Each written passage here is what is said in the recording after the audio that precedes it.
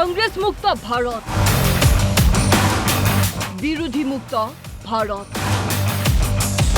অসম, পশ্চিমবংগ, তামিলনাডু, কেৰালা আৰু পুডুচেৰীৰ নিৰ্বাচনে ভাৰতৰ ৰাজনীতিৰ বহু কথাই কৈ গ'ল। এয়া কেৱল 4খন ৰাজ্য আৰু কেন্দ্ৰীয় শাসিত অঞ্চলৰ বিধানসভা নিৰ্বাচনেই নহয়, যেন দেশৰ ৰাজনীতিৰ নিৰ্দিষ্ট গতিৰ এক স্পষ্ট দিশ। বিশ্বৰ বৃহত্তম গণতান্ত্ৰিক ৰাষ্ট্ৰ ভাৰতবৰ্ষৰ ৰাজনীতি এক নিৰ্দিষ্ট গতি লৈছে। বৈচিত্ৰ্যময় ভাৰতবৰ্ষৰ এই নিৰ্দিষ্ট ৰাজনৈতিক গতি বিশেষভাৱে লক্ষণীয়। এই গতি নিশ্চিতকৈ যোৱা এটা দশকত অহা ৰাজনৈতিক পৰিৱৰ্তন, এই পৰিৱৰ্তনে দেশৰ ৰাজনীতিক এনে এক নিৰ্দিষ্ট দিশেৰে আগবঢ়াই নিছে, যি ভাৰতবৰ্ষৰ আহিবলগীয়া দিনবোৰৰ ৰাজনৈতিক ব্যৱস্থা, সামাজিক গাঁথনি সকলো দিশতে ই ব্যাপক প্ৰভাৱ পেলোৱাৰ পূৰ্ণ সম্ভাৱনা আছে। 2014 চনৰ লোকসভা নিৰ্বাচন আছিল ভাৰতীয় ৰাজনীতিৰ এক টাৰ্ণিং পইণ্ট। নিৰংকুশ সংখ্যাগৰিষ্ঠতাৰে বিজেপিয়ে ক্ষমতা দখল কৰিলে। আৰম্ভ হ'ল নৰেন্দ্ৰ মোদী চৰকাৰৰ শাসন।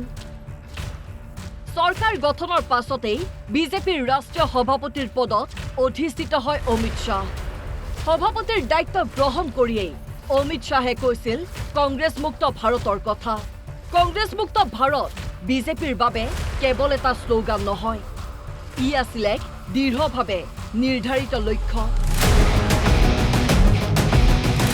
সম্প্ৰতি দেশৰ ৰাজনীতি ক্ৰমাৎ কংগ্ৰেছ মুক্তই নহয়, বিৰোধী মুক্ত দিশে গতি কৰিছে।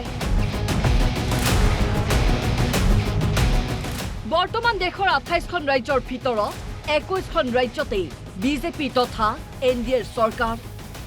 ভাৰতবৰ্ষৰ মাটিকালিৰ 72% বিজেপিৰ শাসন। মুঠ জনসংখ্যাৰ 78% বিজেপিৰ শাসনাধীন। গেৰুৱা হৈ পৰিল ভাৰতবৰ্ষৰ ৰাজনৈতিক মানচিত্ৰ। শেহতীয়াকৈ পশ্চিমবংগত বিজেপিৰ জয়, তাৎপৰ্যপূৰ্ণ ৰাজনৈতিক পৰিঘটনা। পশ্চিমবংগত মমতা বেনাৰ্জীৰ নেতৃত্বাধীন তৃণমূল কংগ্ৰেছৰ পতনৰ লগে লগে পূব ভাৰতত থকা বিজেপিৰ এক প্ৰাচীৰ আঁতৰি গ'ল। 2011 চনলৈকে এখনো আসন লাভ নকৰা পশ্চিমবংগত বিজেপিয়ে 2026ত সুনামি আনিলে। বিজেপিৰ নিৰ্বাচনী যাত্ৰাৰ এক সফল ৰূপ হৈছে পশ্চিমবংগ। বাঙালী জাতীয়তাবাদী ৰাজনীতিৰ পৰিৱৰ্তে ৰাষ্ট্ৰীয়তাবাদী হিন্দুত্বৰ ৰাজনীতি। তৃণমূল কংগ্ৰেছৰ ভোট বেংকত সুপৰিকল্পিতভাৱে খহনীয়াৰ সৃষ্টি কৰিলে বিজেপিয়ে। মমতা বেনাৰ্জী বিজেপি বিৰোধী ৰাজনীতিৰ এক শক্তিশালী স্তম্ভ আছিল।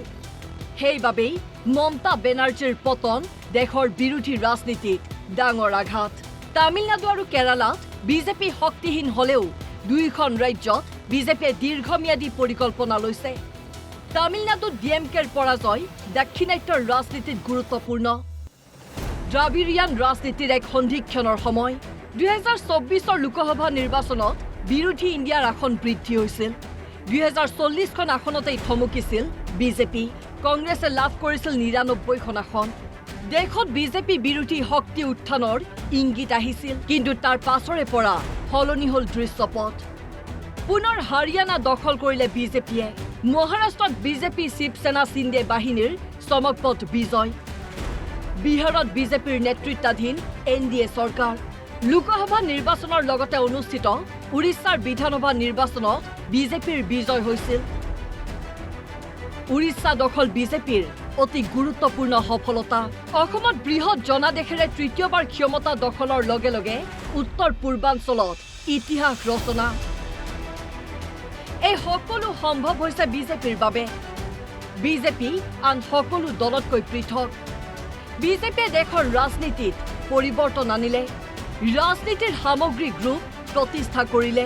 দলটোৱে দীৰ্ঘম্যাদী পৰিকল্পনাৰে প্ৰতিটো দিন, প্ৰতিটো মুহূৰ্তত আগবাঢ়ি গৈছে। 12 বছৰ পূৰ্বে বিজেপিৰ নিৰ্ধাৰিত লক্ষ্য কংগ্ৰেছ মুক্ত ভাৰত এতিয়া বিৰোধী মুক্ত ভাৰত হ'বলৈ গৈছে। এই নিৰ্বাচনী ধাৰা অব্যাহত থাকিলে নিশ্চিতকৈ 2029ত বিজেপিৰ শ্লোগান হ'ব এইবাৰ 400।